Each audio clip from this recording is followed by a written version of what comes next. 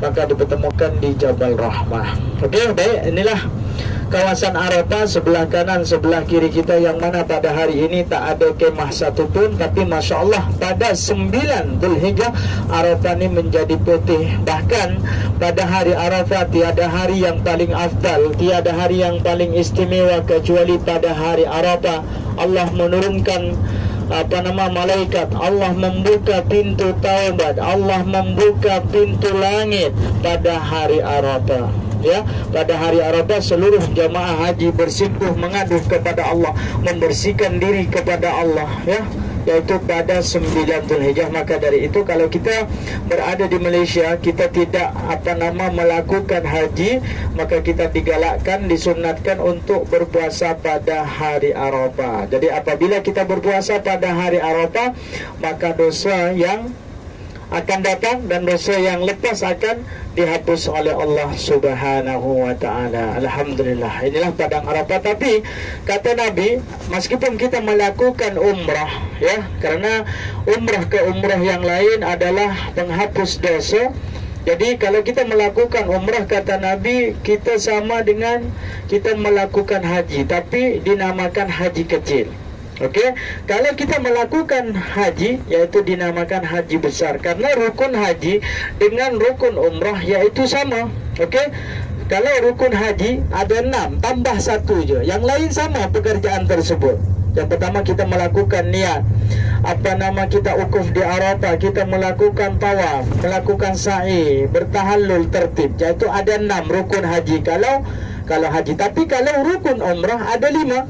Kita tidak ukuf di Arafah, okey, kita niat, tawaf, sa'i, tahallul tertib.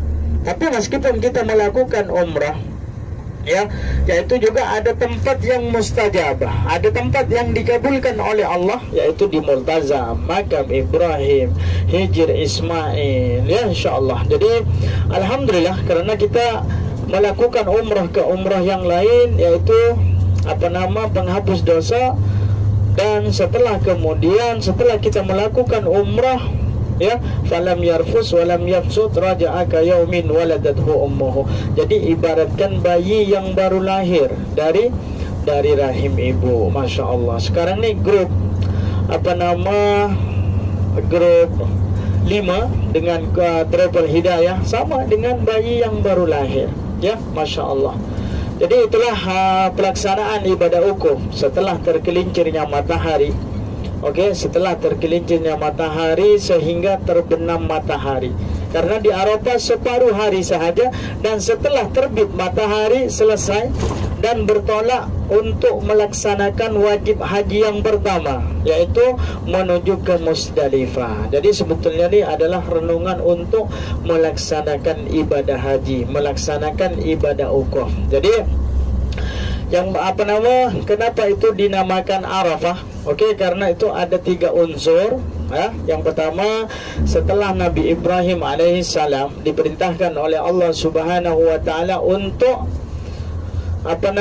untuk melaksanakan ibadah haji, maka ditanya oleh malaikat Jibril, hal anta araftah ya Ibrahim, apakah kamu tahu tentang melaksanakan ibadah haji, ibadah wukuf? Maka kata Nabi Ibrahim, ana araftuh, saya telah tahu. Yang pertama.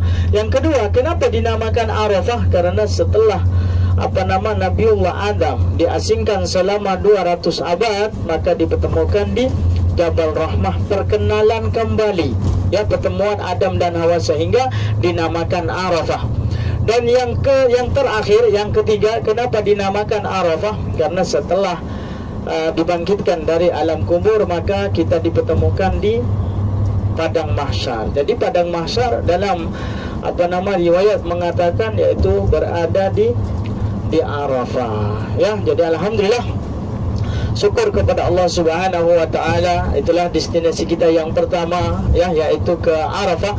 Selepas daripada Arafah kita menuju ke Musdalifah, ya, menuju ke Musdalifah. Jadi setelah kita biasa ni, kalau jemaah haji Malaysia dan juga wira saujana, biasa kalau melakukan haji yaitu ikut tarwiyah.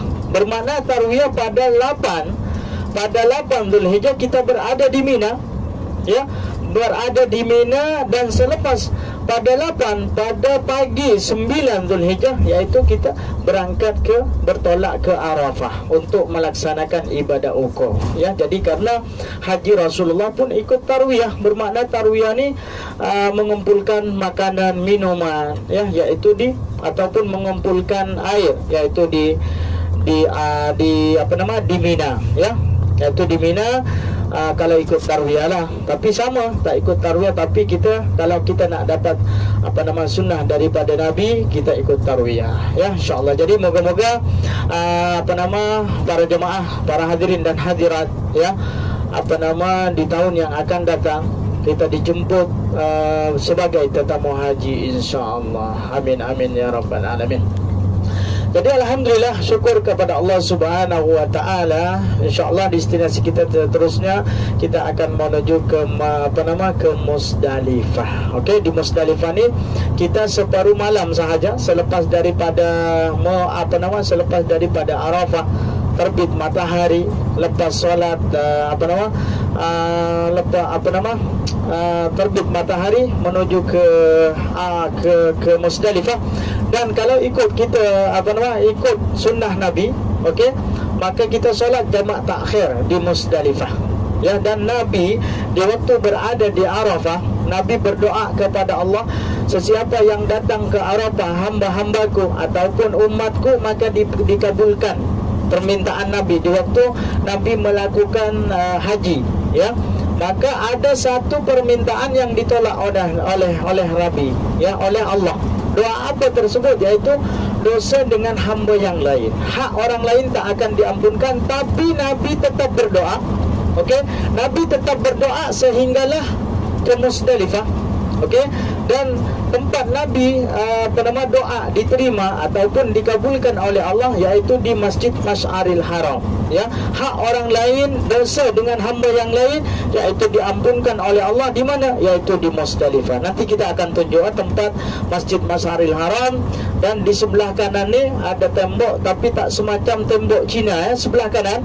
Okey, ini seorang perempuan yang mengorbankan hartanya, menghabiskan emasnya, isteri kepada Khalifah Harun Ar-Rasyid. Okey, dan karena di zaman dahulu, ya, tak ada air di Arafah, maka seorang perempuan mendatangkan air daripada Taif ke kota Mekah. Masya Allah, jarak dia berapa? 120 kilometer. Tapi sekarang dah tak pakai lah, di zaman Siti Subaidah sahaja. Okey, baik, sebelah kiri ni pun sebelah kiri, okey. Inilah rel kereta api yang dibuka dalam 1 tahun 1 kali sahaja pada musim haji, dan ini khas untuk Arab Saudi sahaja. Okey, sebab stesen ni dekat dengan kemah. Dan kalau kita jamaah haji Asia Tenggara, khususnya Malaysia, Indonesia, ikut ni, maka tempat kemah jauh, ya. Sebab tempat kemah untuk Asia Tenggara daripada Jamarat ke kemah pergi dan balik 7 km. Ya, jadi alhamdulillah, inilah di hadapan ada papan menunjukkan bahawa inilah batas-batas Arafah sebelah kanan. Okey, sebelah kiri kita adalah kawasan Musdalifah, yang mana Musdalifah ni tak ada kemah. Okey, karena seluruh jamaah haji masuk tengah malam. Ya, masuk tengah malam, dan kata Imam Syafi'i, kita mabit sekejap, kita bermalam sekejap, tak ada masalah. Itu pun sudah dinamakan mabit ataupun sah sahaja, ya. Tapi kalau kita ikut tabung haji, okey, kalau kita nombor 1, kita confirm dalam setengah